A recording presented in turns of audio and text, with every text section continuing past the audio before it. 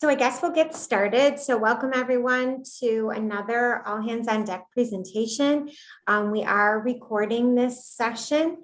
Please check out Dr. Maheady's bio on our PDS website and continue to mute throughout the presentation. Please look for follow-up sessions on this topic and others in the All Hands on Deck series this fall, and you can register for them on the PDS website. Also, we'll place the link for the session evaluation in the chat at the end of the session, and we appreciate your feedback. So take it away, Dr. Maheady.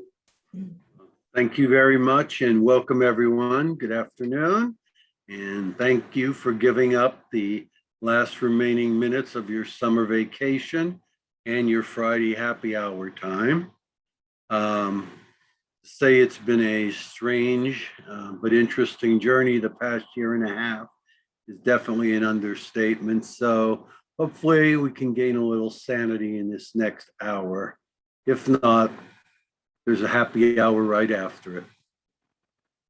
I'd also like to thank both Kelly and Pixita for inviting me to participate in this really amazing all hands on deck professional development program, which is designed to leverage the resources at both the campus and in the partner schools and figure out how we can all work together to better meet our students' needs. So I really appreciate the opportunity to participate and to share with you some of the things I know or have learned over the years about tutoring and using children, involving them as instructional agents in teaching their peers. As a means of introduction, I'm now in my 9th year at Buffalo State. I'm a faculty member in the Exceptional Education Department. Before that, I taught in the Curriculum and Instruction Department at Fredonia for 29 years. And I was the lone special education faculty member for 12 of those years in a department that really had no special education program. So all my students, for most of my tenure at Fredonia, were elementary and secondary education teachers, probably many like yourself. While I was working at Fredonia, courses that I taught, one of them was an introduction to special education. And at that time, it wasn't even a required course for future teachers. So it was taken as an elective. And after about 5 or 6 years of teaching it, I got depressed by the fact that my students only knew about students with special needs through what they read in textbooks or what they heard me talking about. And they never really knew students with special needs. So what we started was an after-school tutoring program with the local school district. We offered tutoring services 4 days a week for 1 hour after school. And I would send my students out in pairs, and they would tutor one student with an IEP twice a week for an hour for 10 weeks. And the goal initially was they were providing instruction in literacy for students who were struggling in school. And then when the secondary folks came on board, we offered tutoring services in content areas at a local middle school. The purpose of it was to do a couple of things, and it really parallels, I think, what All Hands on Deck is trying to do to some extent. What I was trying to do is give my students who had no experiences or very few experiences in working with students with disabilities, direct opportunities to do that, to provide services and try to help kids who were struggling in school. At the same time, we're trying to provide assistance for the public schools who needed lots of help in working with their students who were struggling. So from our end, it was a program that was really designed to be mutually beneficial, help my students learn about kids and kids who were struggling and maybe had special needs, and at the same time provided services to the schools. And I have to admit, at the end of the year, when I'd ask students about what were the most important things that they learned about students with special needs, almost all their comments reflected how similar their needs and desires were to students without disabilities. They got to know kids as kids rather than a collection of labels. And it really seemed to make a difference. So that's one piece that I'm bringing to the table. The other thing is, probably for the past 40 years, I've been trying to figure out how can we conduct research in classroom settings and improve outcomes for students, at the same time make it feasible for teachers to use those practices, and also try to find practices that teachers and students liked. What we learned early on is, even if we had effective teaching practices, if teachers didn't like them, they wouldn't use them. If kids didn't like what we were offering, they would work really hard to get out of doing it. And very rarely did any of those services persist or be sustained. So I think most of what I'm going to share with you today is based in those experiences. And the intent was to help kids do better in school, to give teachers practical tools for doing that, and hopefully to make everybody happier with the services that are being provided and the like, to maintain my own sanity, which is debatable at times. I still volunteer in a local middle school 3 to 4 times a month, and I'm hoping to get back now after the pandemic's over. For a while, I wasn't sure why they were keeping me out of the schools, pandemic or some other reason. Just a quick note in terms of logistics. If you'd like, please enter any questions, comments, concerns, thoughts that jump in your mind in the chat box as we go along.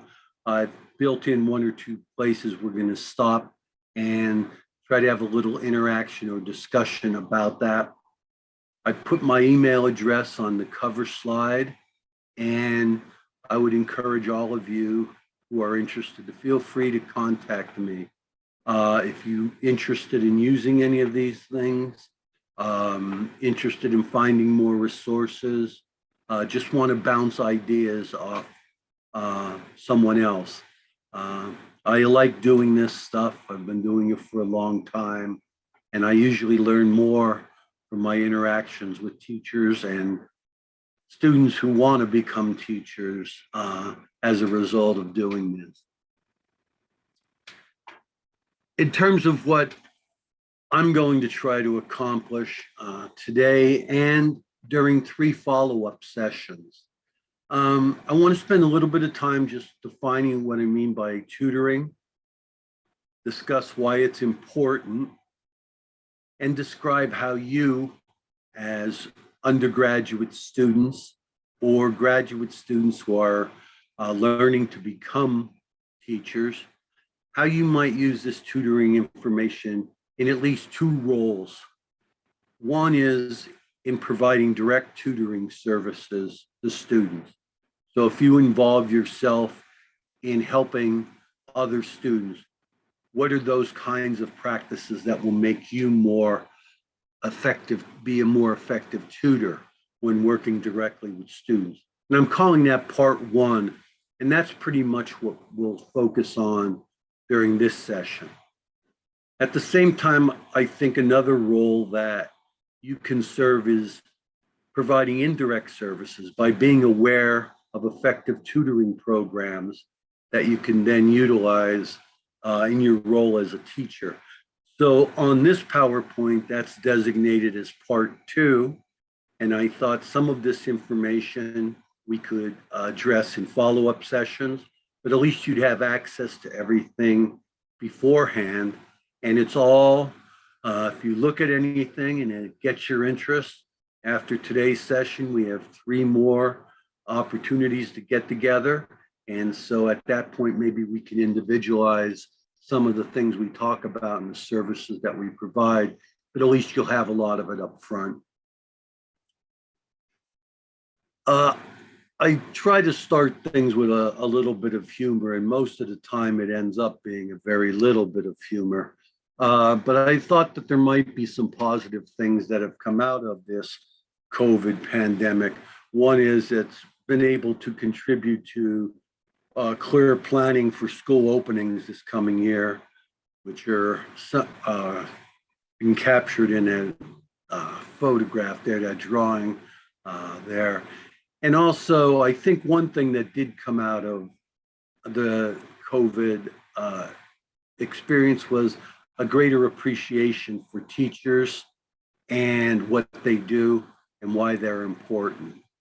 And in the words of Forrest Gump, just like that, nobody ever asked why teachers need a fall break, spring break, or the entire summer off again. They got a taste of teaching. So, part one is focusing on providing direct tutoring services to students. I know some of you may be involved in tutoring programs at the college level. Some of you may be tutoring in specific content areas. Some of you may be volunteering in the community. Some of you may be working as tutors, helping out in the public schools. That's the focus of this first part. If we're involved directly tutoring or teaching others, what are preferred practices? What should we be trying to accomplish during that time? So first of all, so we have a common definition of tutoring. I want to define tutoring as a supplemental service, and it can be used for multiple purposes: remediation, enrichment, and acceleration. Again, I forgot to mention at the second slide, a lot of the work that we're talking about is coming from the work of Doug Fisher and John Hattie and the folks that were involved in developing the book Rebound. This definition comes directly from their work, and most of what I'll be talking about comes from my own experiences of when we were providing remediation, tutoring as a remedial service for struggling students. But I want to suggest to you that there are other opportunities to use tutoring, both for enrichment and also acceleration of student learning. The tutoring programs come in a lot of varieties. We have tutoring that we could do at the adult student level.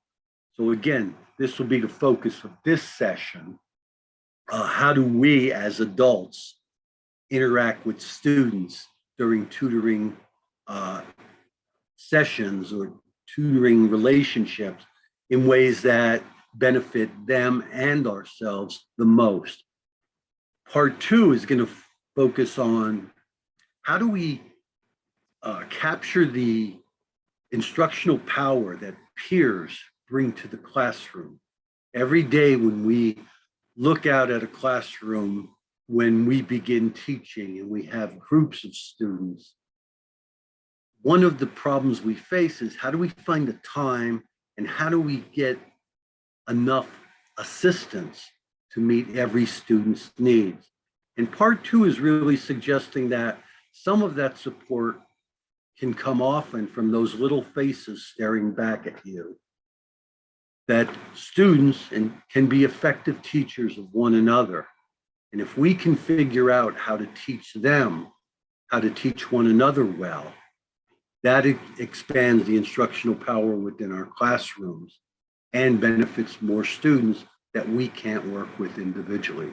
So in part two, we'll be talking about same age tutoring programs, how we might use older students to tutor younger students, how we might use older students with disabilities to tutor younger students who are just struggling academically.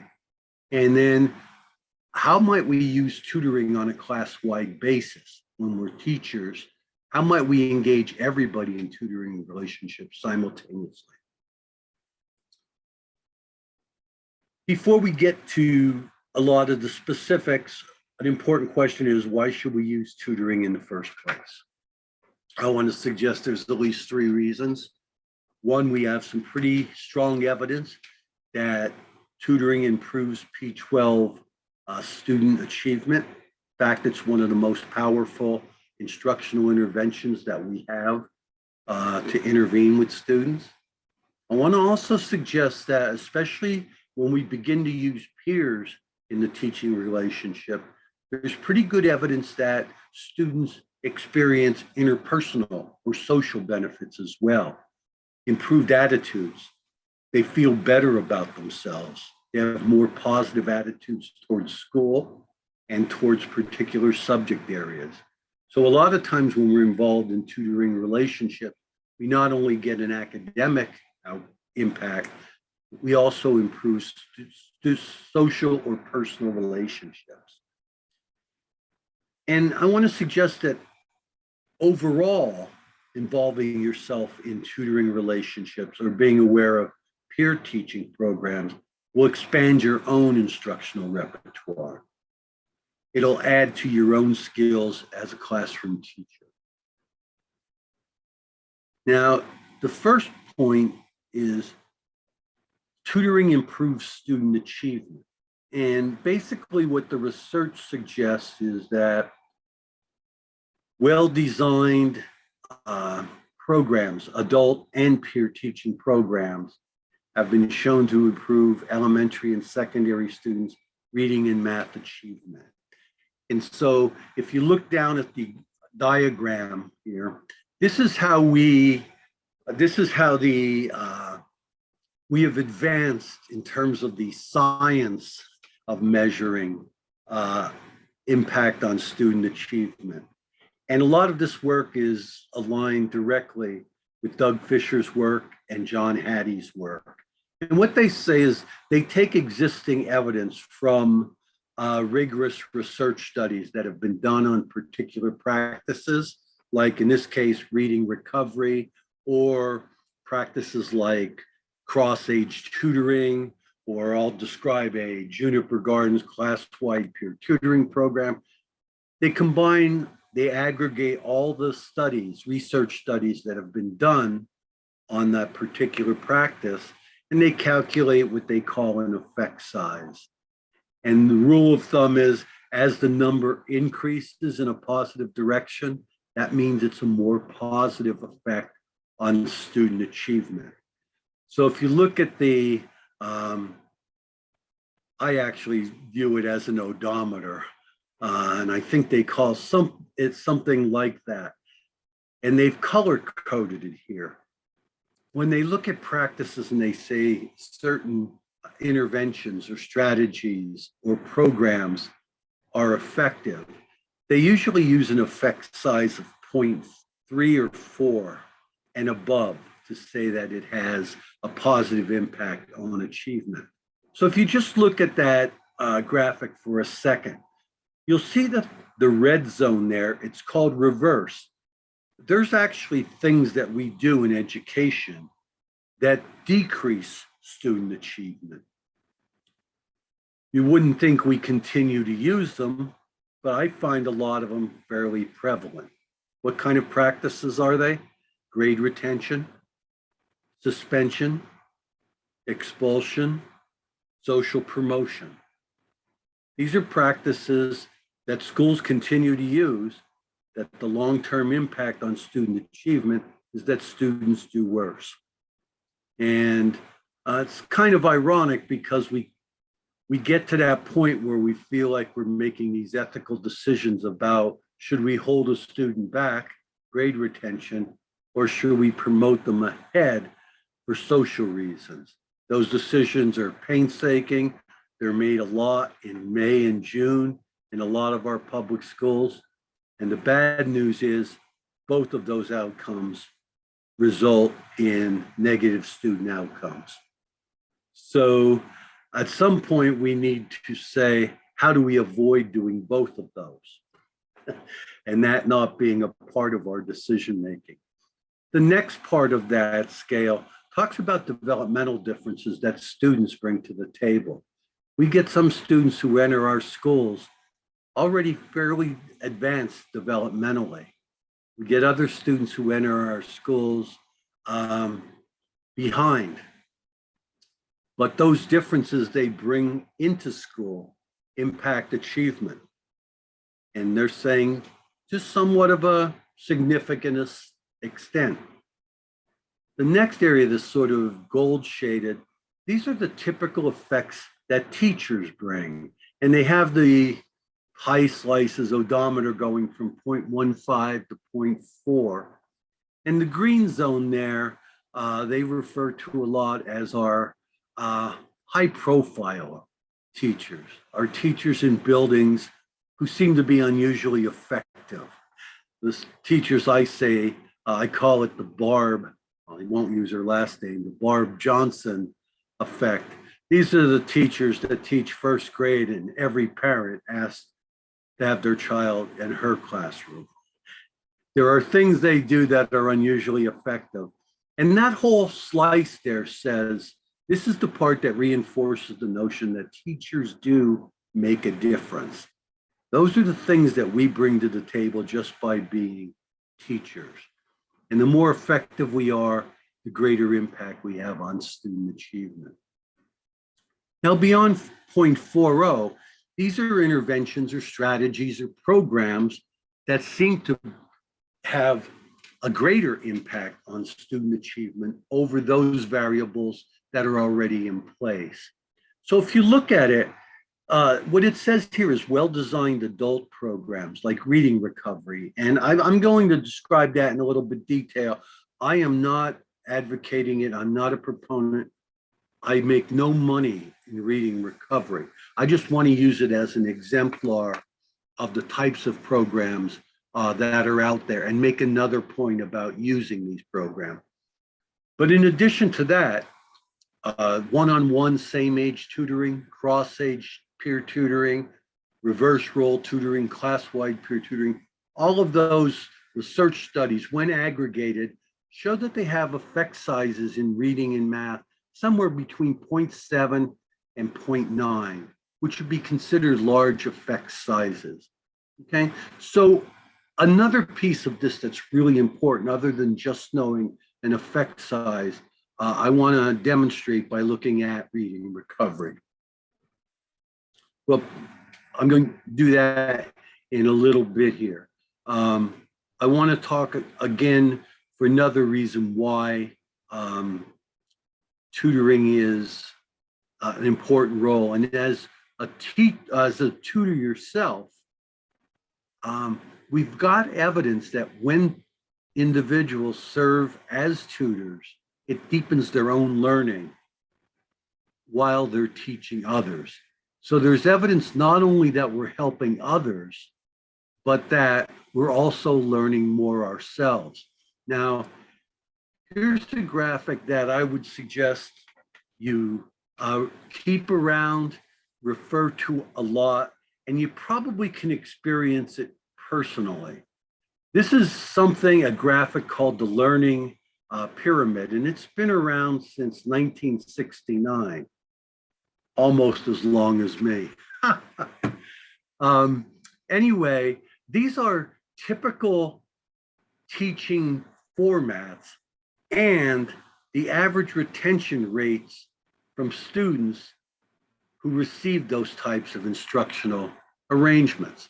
So if we go to a lecture, the average retention rate from a lecture format, we retain about, on average, 5% of the information from that practice. So again, if you think about, this is a minor impact, but yet in higher education, lecture is the predominant format of instruction. And what we know is retention is much lower. If we want to increase retention, we can also read in addition to the lecture. We can add audio-visual effects to the presentation. We can do actual demonstrations. And as we add those components, you can see that the average retention rate is increasing. But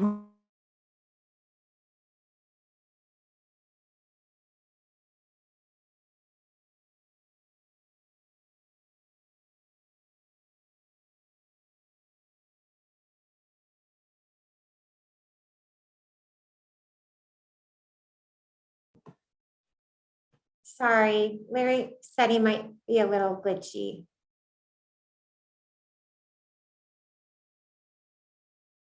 We still only get to 30%, but not at a level that we really want. Where we begin to increase retention rates is when we move to teaching arrangements that result in the students being active. So us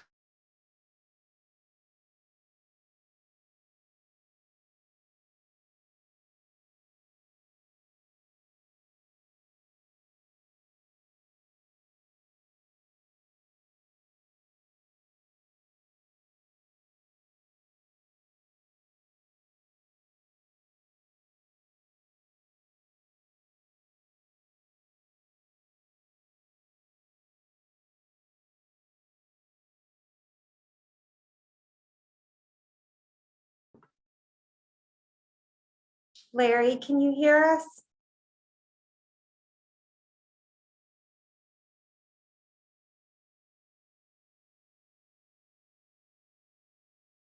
He might, oops.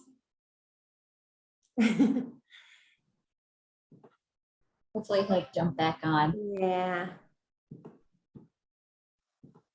Well, I spent the time copying down the graphic. It's really helpful.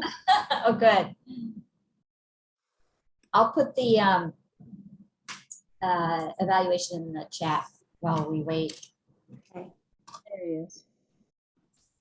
Oh, good.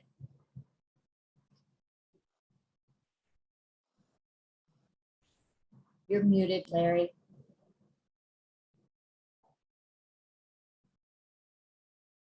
Yeah. Maybe stuck again. Okay, I think I may have to, I think I lost the connection on this end. Yeah, you were a little glitchy before you left. But you'll also need to share your screen again. Right, that's what I'm doing now, I Okay. hope. Let's see, I might need to make you, oh no, I guess not. All right. So I'm not sure at what point I lost you all, but let me just go back to the bottom. We saw this chart and everyone loves this visual, so they're copying it down. Okay. Okay, all I want to call your attention to at the bottom there is those of you who are student teaching, will be student teaching, are undergraduates. One of the things you will hear a lot is, you know, I really didn't understand how to teach that information until I had to stand in front of the class and teach everyone else how to do it. And that's really what we're doing in tutoring. We're spending time teaching others how to do what we're trying to get them to do. So if you look at that, that actually results in the highest retention rates. So that's what explains our own growth and learning. Just quickly, I'll add, if we can get effective at using tutoring arrangements as teachers, and this really pertains more to the part 2, if we become well-versed in the use of peer teaching methods, peer tutoring and cooperative learning, it adds another skill set to what we will do instructionally. We will have to do things where we lead the instruction. That will never change. We will have to do things where we teach students to regulate their own learning. So we provide them with cognitive strategies, metacognitive strategies, other supports so that they can regulate and manage their own learning. We'll also be using a lot of technology to help them. And in the case of students with special needs, we use assistive and instructional technologies. But if we now add, in addition, here are a set of strategies that we know how to use that involve peers teaching one another. It expands our own instructional repertoire. So that's where that information would fit in. So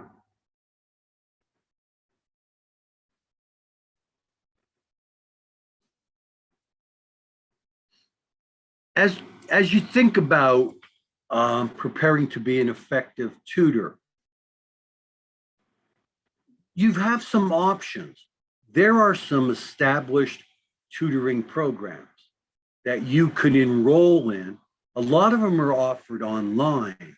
So you can actually learn to be a certified tutor in different programs, or you could go it alone.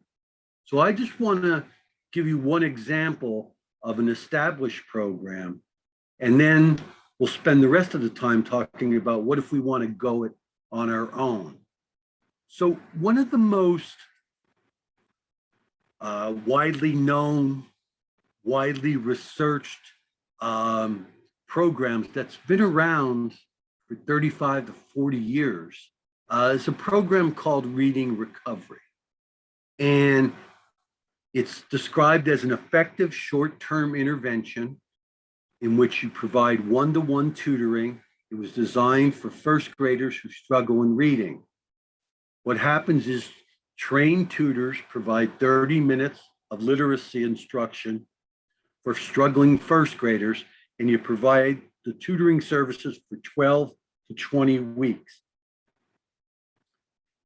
The reading recovery folks, in addition to citing a high effect size of 0.71, I'm going to come back to this, note that 75% of the students who receive the complete reading recovery program, eventually after the program, they meet reading and writing goals at that grade expectation. Other students are typically referred to some other support services that are then continued. They don't do more reading recovery. They would get other reading supports within the school system. Now, if you were to look at something like this, and every time I look at these large programs, I do a lot of stuff with Kagan Cooperative Learning, and they have these tiered training programs. And there's lots of opportunities as a future teacher and as a teacher to get involved in it. But what they offer is what they call 3-tiered training for teachers, teacher leaders, and university trainers. And it usually involves a full year of graduate level training and then ongoing professional development. But the way it works is there are reading recovery trainers who provide training and professional development for individuals who are now called teacher leaders. The teacher leaders then work at a regional site, and they provide training and professional development for teachers in schools that want to use reading recovery. And then the teachers who are trained by teacher leaders actually go back to their schools, and they provide literacy instruction and reading recovery, and then any other literacy interventions. So again, you can go online. There's all kinds of training stuff and actually lots of professional opportunities if this is something that you were interested in. Again, I am not promoting this. I'm using it as an example for this. If you take all of the reading studies that have been done on reading recovery and meta-analyses, where they've combined all of the studies, what they find, the average effect size is 0.71, which if you go back to that odometer I showed you, that would be considered a large effect size. And so the logical explanation would be, hey, we should all be using reading recovery because it's an evidence-based practice with a large effect size. What I would suggest is there's something more important than just the program itself and just the effect size. And this holds not just for reading recovery, but for any of these programs that we might want to implement or any of the practices themselves. Let me explain if I can. Now, in that average effect size, what I'm suggesting here is that the effectiveness of a practice depends on fidelity. And what I mean by fidelity is how accurately it's implemented at scale. Okay, so if you look at this chart, this is the same, this is a breakdown. We know that the average effect size of reading recovery across 141 schools is 0.71. That's this bar here, right above 0.7. And if you look over, that corresponds to about 13 schools. So that means 13 out of the 141 schools got an effect size of 0.71. If you look 2 bars to the left, that's an effect size of 0.52. And there were 15 schools that had effect sizes, again, using reading recovery. Okay? If you look at the far bar all the way to the right, there's 4 schools that had effect sizes of 1.7, which means it was more than twice the effect size of the 0.7, which was the average for all of them. So what does that mean? This is that same chart just spread out a little bit. What it means is, think about what they put into training people to use reading recovery. A year of graduate level training. University trainers training team leaders. Team leaders training teachers. Teachers going back and using reading recovery. And overall, these are positive effects. But look at here. This is probably a total of about 35 or 40 schools that used reading recovery, and students made little, no gains, or they regressed. So same intervention, same training, but yet undesirable outcomes in those schools. If you look at the other end, which, just as an aside, when I went to a workshop where they talked about this, I had never heard the term positive deviance before. But when they said that, the 3 people at the table who knew me all looked at me at that time. So I think I may fit in that quadrant somewhere, positive deviant. But the point beyond all of this is, it's not just the program or strategies or practices I'm going to share with you that make the difference. It's how well we actually use them and implement them. We implement them the way they were intended, and do we do that consistently? And the more important point out of this is, if I wanted to know something about reading recovery and was interested in using it in my school, I would go to those positive deviant schools and find out how were they implementing reading recovery. Because whatever it was they were doing in those schools was much more effective than the average effect size of reading recovery. And if we can study how things are being implemented at the school level, or how we're using those practices, we may be able to learn not only how to use it more effectively, but how to sustain it over time. I would bet that these schools have done lots of other things involving collaborative relationships among teachers, learning communities, things to support their teachers in using this, probably studying common problems that have arisen, celebrating common successes. So that's the only thing I'm offering off of this. So I'm going to stop at this point because I've been rambling on. And what I'd like you to do in the chat box, if you could, is up to this point, what was the most important or relevant information that we shared about tutoring so far? Or how might you use tutoring in your own professional work? And Kelly and Pixia were going to help me a bit with the chat. And I might be able to do that as well.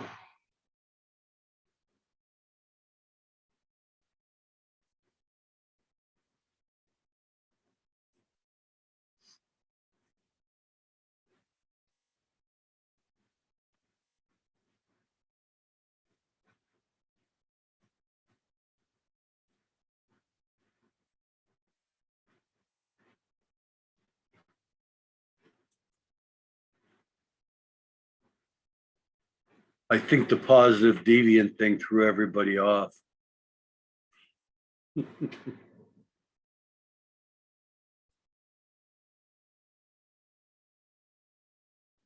One comment to teaching others, which many of us harness as a regular classroom strategy, also happens as an outcome of teaching or tutoring. Absolutely. Absolutely. And that's what we need to remember, that when we tutor others, we get a better handle on what it is we're tutoring.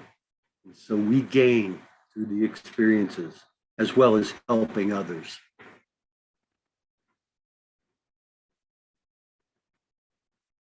I won't put anybody on the spot. If I'll just go on with the second part here, and if things come along as you think of them as we go, just jot them in the chat box, and we'll move from there. So, if we're doing it alone, if we don't go and try to be trained online or in a specific program, but we're involved in tutoring relationships.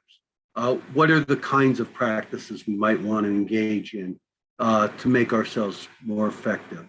And again, a lot of these should parallel what you're learning about good teaching. What we're doing when we're tutoring is good teaching, but on a smaller scale usually than what we're required to do in a whole classroom or with small groups. We still need to establish clear objectives and outcomes. We want to use effective or evidence-based practices, or those practices that have large effect sizes, and then monitor what happens when we use them. One of the things I'm going to suggest is if we spend time monitoring student progress, it's really important that we adjust our strategies if we need to. And in tutoring relationships, it's important that we communicate regularly with the students that we're working with, their teachers and or parents or guardians. In terms of clear objectives and outcomes, and again, I know many of you in methods courses and also in your existing coursework, you're spending a lot of time working on establishing clear objectives and learning goals. In the area of student literacy skills, a lot of that involves phonemic awareness, teaching kids to associate symbols and sounds in our complex language system, decoding skills, oral reading fluency, comprehension, vocabulary development, written language skills. All of these areas are legitimate targets for tutoring, depending on student age, needs, and so forth. In the areas of math, we're usually talking about improving students' understanding of number facts, computational fluency, ability to solve problems. And I'm sure you're going to get a lot of practice writing good, clear objectives in all of those areas. It's also important that we use effective teaching practices as much as possible. Some of them that I'm going to suggest that we take a look at is, it's really important to spend a little bit of time initially assessing student baseline performance or what it is they know or can do before tutoring, because that's really critical to us setting meaningful and attainable goals. One of the challenges that my students faced, and again, in an after-school tutoring program, They were mostly tutoring students who had struggled academically in school, and they were there to tutor them after school in those areas in which they didn't do very well to begin with. My students didn't really know at the time much about what their students could do in literacy or math skills. And so they spent a good portion of their initial time with students assessing what students knew or could do. And they use that information then to set meaningful and attainable goals. If we don't know student baseline performance, it's really difficult for us to assess progress because we don't know where they started. And it's therefore difficult to know when we finish how much they progressed. Once we find out reasonable skill levels that our students have, it's important to select appropriate material. And what I mean by that is material that's age appropriate, it's at an appropriate skill level, it's culturally relevant, gender relevant. And I would put in there, it should be areas of interest for students, particularly if they're students that have struggled. Use of high interest materials for students does have a reasonable evidence base. Also giving students choices in selecting these three sets of material or these two options. Students tend to be more motivated to perform if they're given choices of what it is they work on. To the maximum extent possible, if we're in a tutoring relationship, we want the tutors or the tutees, the students themselves, to do a lot of the work. We want them to be actively engaged. So if we're talking about reading, they spend a good portion of the time reading. If we want to improve their listening skills, then we should be reading to them. But I would have them put in their own words by jotting it down what they just heard. Paraphrase the information just presented. Although we're active, they are too because they're writing, or they can tell us back verbally. So it's a balance between, we're not there to improve our ability to decode words or our ability to understand vocabulary words. We're there to give them opportunities to do that. And what that does is not only actively engage them, but it gives us opportunity to provide meaningful feedback. For a lot of these students, just priming it for success, undercutting their skill levels, giving them things they like, allowing them to choose it, and giving them material they can actually read pretty well. There's nothing wrong with success, particularly among students who have struggled. It also gives us opportunities to support them and encourage them by telling them how well they're doing. And they typically do well when we set it up for success. I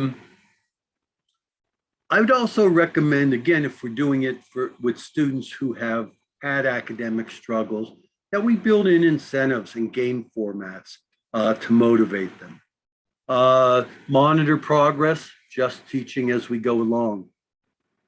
I won't spend much time on this, but the logic is we should have some pre-plan. Even if we're doing a 10-minute tutoring session with a first grader or a 60-minute tutoring session with a high school student, our lesson should have clear opening, clear body, clear closing. The opening and the closing should be the smallest parts of the lesson, only take a few minutes, and most of the time should be spent on the body of it. But it's really important to gain the student's attention, link what we're doing in this session to what we've done previous sessions, have a clear statement of the lesson goal. We can provide that. We can have them state what the goal is for us. During the body, we want to make sure that we demonstrate the skill or the strategy, that we model what we want them to do. At the same time, we verbalize, we think aloud, we share with them what we're thinking while we're reading or solving the problem. We go first, I do, then we have them do it with us. We do it, but now we're shifting control over to them. Initially, we're modeling, we're thinking aloud. Now we're asking them to lead us through it. And we're there to support them and to encourage them and to give them practice. And then we check for understanding. And you do it for me, show me, tell me. I put in here, beware of the deaf nod. And this is something that will stick in everyone's mind. This is the deaf nod is when you're visiting your parents and you're driving away in the car and your mother or father or relative is on the front porch yelling something to you and your window is up and you're driving away and you wave and nod your head as if you understand everything they're saying, but you hear nothing. I told my students in the tutoring program, if you ask students who are struggling, if they understand, they will always give you the deaf nod. So therefore, don't ask them if they understand, because they will always do that whether they understand or not. So ask them to show you or tell you. And then at the end, there's just some closing things, what we want to do to wrap up the session. Larry, I'm Kimberly had some questions or some comments, sorry. Kimberly Sure. had some comments in the chat. Mhm. She had 3 comments. I don't know, Kimberly, did you want to say them or Larry, can No, you? yeah, I could do it. Time out to Okay. get to know students because teachers do make a difference. Absolutely, absolutely. I mean, in almost all the things I would do, they have to sort of like us, trust us. If we can't initially get that bond, then a lot of what we're going to try to do. I reflect back on when I worked as a school psychologist, and the first time I met with a trainer, he said that what you have to do, Larry, is learn to develop rapport with your students. I didn't know what rapport was. Then I figured out after hearing him, he didn't either. We have to have some personal level. And I don't know how to teach that to people, but you have to really want to be there and you have to really want to help kids and you have to really be interested in helping them because otherwise they know, especially kids I've worked with that I call them reluctant learners. They know when we're bullshitting them. Modeling, absolutely, very important. Hands-on, motivating students, absolutely. All those things are critical. What we'll probably do, I know, is run out of time. So in this, what I'm going to do is expose you to some of these things, and we can certainly use them. These are specific things you might think about or use, and these are ideas that we can piggyback on or build from in any of the subsequent sessions. So even if you're not here and you're viewing this, all of this would fair game for follow-up sessions. So we talk about formative assessment, and this is really an important notion, and it's a very confusing term because everybody throws it around. But what I'm referring to is there's a whole variety of methods that we use to monitor student understanding, needs, and progress during lessons, units, tutoring sessions, or entire courses. And all I want to do with you is share some simple things that you might do. The idea is for us to get ongoing feedback from students about what they know or are struggling with, because that information then informs what we do next. So one of the simplest things might be using what are called exit tickets. And now you can use them online through Padlet, Poll Everywhere, Google Classroom question tool.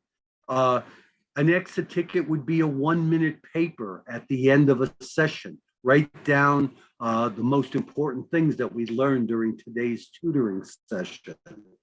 It might be a low stakes quiz. Here's 5 questions of important information. Just answer them for me. All we're trying to do is get feedback at the end when they exit a lesson about what they learned, what they're struggling with. The notion here at the muddiest point, that's a simple statement. What was the least clear information or skills or topics or content for you today? What was the muddiest point? Okay, so I just want to show you some examples of exit tickets because these are all over the place. You can download all these for free. But here's a nice example. What if at the end of the lesson, I learned blank? They could even draw something in here. A question I have is this. Circle a number to show you're learning. Don't get it at all. I kind of get it. I really get it. I'm a pro at it. And what would happen is in tutoring, they would just give this back to you. But in a classroom, with or without their names, they'd fill it out in the last minute of class and drop it in a box for you. You just look through it, not to grade it, but simply to get feedback on what did the students understand, how many of them got it, what wasn't understood. And from there, that helps us plan where we go to the next step. These things are really cool. You can download them for free. These are exit tickets for kindergarten students and for grades K to 2. These are little pieces of paper. This one says, circle the A's. You would give it to all the students. Their ticket out the door or their exit ticket is to just circle all the A's and drop it in the box. You look at it after they leave. So these are all free, hundreds of examples around shapes, counting, literacy concept. In terms of entrance tickets, these would be things you might ask them. You might ask them to bring these before class. So they would turn them in to you at the beginning of the lesson. You look over them quickly, use that information as you're teaching. I won't spend a ton of time on here. We talked about strategies that actively engage students, but here's an engagement strategy chart. It's 25 strategies you can use. Most of these are geared for doing things in the classroom, but if you'll be doing lessons with groups of students, these are ways to actively engage all the students at the same time while you're doing group lessons. How do we get students to respond in a classroom? We can ask them to raise their hand, or we can give them all response cards with the thumb up, a thumb down. So when we ask a question, they either give it a thumbs up, a thumbs down. We use write-on boards where we ask a question. They all each have to write their response, hold it up over their head. These things are sort of cool down in the left-hand corner there. We ask questions and all the students have copies of these things. So if you ask a multiple choice question, they just hold up the letter. So if it's letter B, all the kids would hold up a letter. So it gets everyone to respond in a group situation or give thumbs up, thumbs down. The one in the lower right-hand corner is a plicker. These are geometric shapes that all kids have. They have a little A, B, C, and D. You ask questions. Students hold their plickers cards to show their answers. Everybody's card's different from the others. You scan it with an iPhone and it records all the students' responses. So you get everybody's response to every question that you ask. Somebody mentioned earlier a question about motivating students. Go to this site called interventioncentral.org. There's hundreds of great ideas, strategies for motivating kids, and they start from pre-K all the way up to 11th and 12th graders. And I'm not going to spend time now because I see we're finished here, but I'll whet your appetite for future sessions with things called mystery motivators, chart moves, and mentioned earlier, the muddiest point is a strategy to check student understanding. Turn you on to some additional resources and let you know when we're going to be getting together again. September 16th, October 13th, November 11th. I believe the links will be available. Hopefully I'll be able to figure out how to do all of that for you. And then from this point on, the information really relates to using peer tutoring strategies. So if you'd want to look at any of that, again, feel free to use my email, send me questions, do whatever you'd like, and come back and see me over those next few sessions. And this was great. Thank you for spending your happy hour time with me and the rest of us. And thanks Pixita and Kelly for helping me out. And hope to see you guys again. I know you got to do the evaluation, so I will leave you. Bye-bye. Thank you, Larry. Have a great weekend, everyone. Thanks.